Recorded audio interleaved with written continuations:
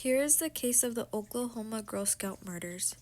Back on June 13, 1977, Lori, who was 8, Michelle, who is 9, and Doris, who was 10, were found gruesomely murdered and sexually assaulted 150 feet away from the camping tent they were staying at in Camp Scott. Here is some information. Let's go back 2 months before this horrible event.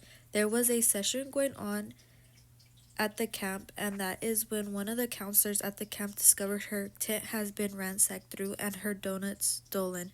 In the empty donut box, she had discovered a note that said, "We are on a mission to kill 3 girls in tent 1."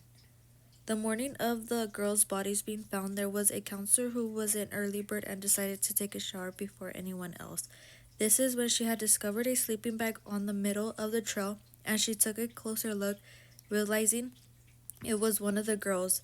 When she panicked, she woke everyone else up to check and make sure everyone was okay. That is when they found out the 2 other girls staying in tent number 8 were also murdered.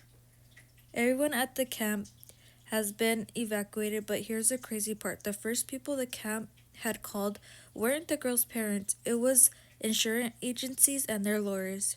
Once everyone was evacuated, they headed to Camp Scout headquarters. That is where they called each one of the campers name by name to see who made it out.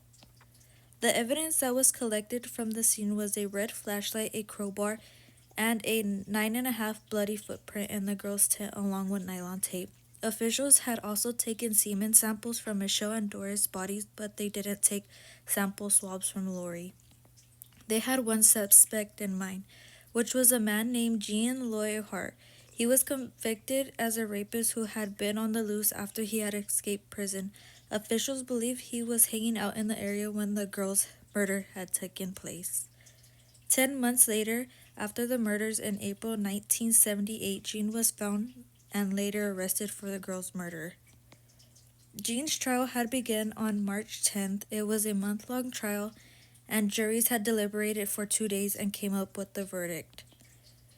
Jean Loy Reed was not guilty, meaning they acquitted his case. Since they didn't have enough evidence to go by to convict him as a primary suspect, he was sent back to prison for previous convictions to 305 years and later died on June 4th, 1979 due to a heart attack while exercising in the prison yard.